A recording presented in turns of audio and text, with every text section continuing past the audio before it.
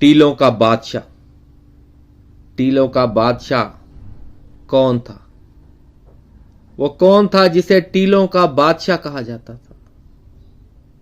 ये जानने के लिए इस वीडियो को पूरा देखिए और सुनिए। बहुत शुक्रिया।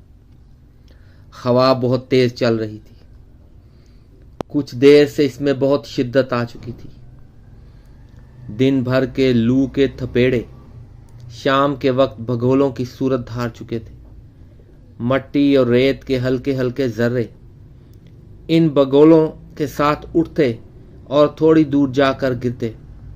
कहीं से रेत गायब हो जाती और कहीं इनके नए टीले नमूदार हो जाते।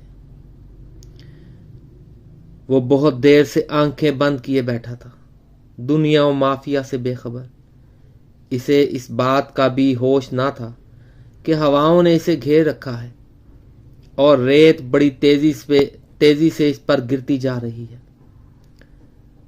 शायद वो याद इलाही में इस तरह से मगन था कि इसे मासवा यानी इर्द गिर्द का भी होश ना था। ये कैसा इश्क है जो ज़ाते इलाही के सिवा हर दूसरी चीज को दिल से भुला देता है।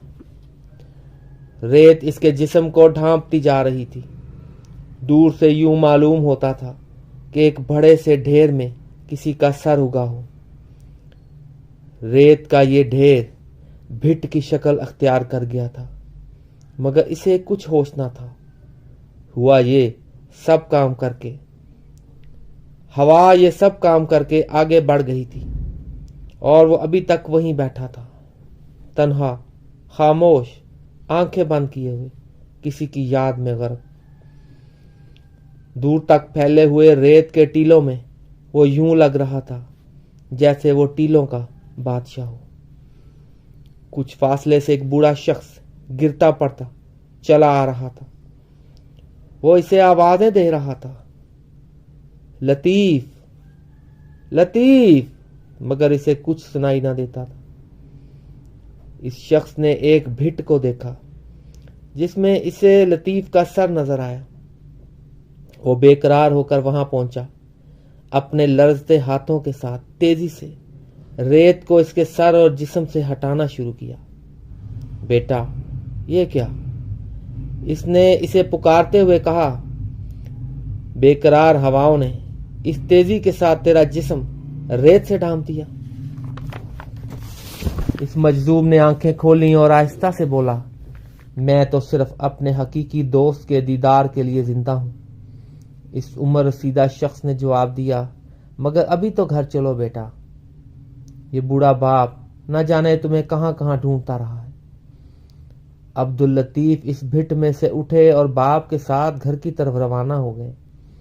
बाद में टीलों का ये बादशाह सिंधी शायर और तसव्वुफ में शाह अब्दुल लतीफ भिठाई के नाम से मशहूर हुआ। शाह भिठाई की जिंदगी तो बहुत सादा थी। इनके अकीदतमंद भी उन्हीं की तरह सादा थे। इनके वालिद कोटरी शहर में मुकीम थे, मगर वो इससे कुछ दूर इन्हीं ऊंचे नीचे टीलों में चले गए। इन टीलों के एक तरफ झील थी और दूसरी तरफ दरिया बह रहा था।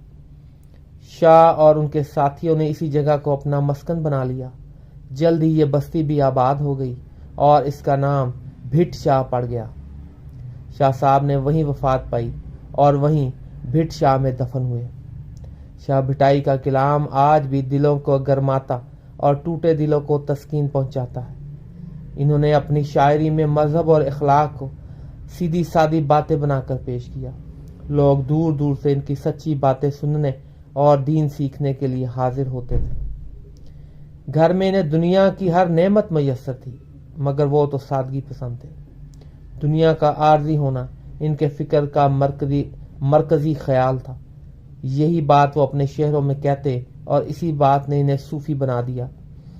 अपने एक शेर में कुछ यूं कहते हैं, ऐ इंसान, तुम पानी का एक बुलबुला हो जिसे लहर फना कर देती है।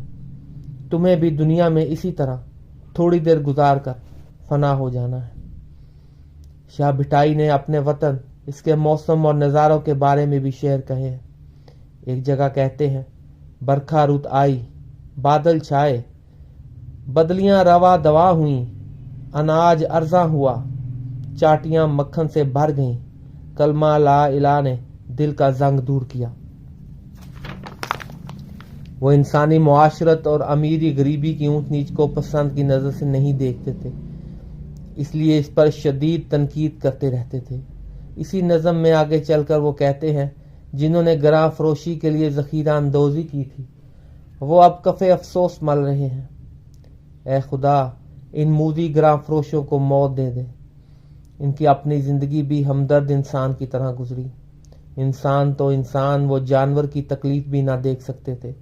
कहते हैं, एक बस्ती का हाकम बड़ा बेरहम और जालिम था। वो शुतरबानों को डराता धमकाता था। अगर इनके ऊँट बस्ती में निकल आते तो वो इन बेज़बान जानवरों की टांगों और दुमों से आग के गोले बंधवा देता। एक दफ़ा इत्तेफाक से शाह साहब ने ऊँटों के बिलबिलाने की आवाज़ें सुनी। वजह दरियाफ्त की तो हाल मालूम हुआ। इनकी ज़बान से ये शेर निकले, गारत हों ये महल्लात, शुतरबानों के खेमे आबाद रहे। मैं ऊँटनियों के दूध को नहीं भूल सकता। शुतरबान हमेशा आबाद रहेंगे और इनके सताने वाले दूध से महरूम। जहाँ इन जालिमों के महल हैं, वहाँ ऊँटों के बैठने की जगह बनेगी। खुदा का करना क्या हुआ, जल्द ही वो बस्ती वीरान होगी और जालिम हाकिम के महल्लात खंडरों में बदल गए। यूं शाह साहब की पेशन गोई पूरी हो गई। बहुत शुक्रिया।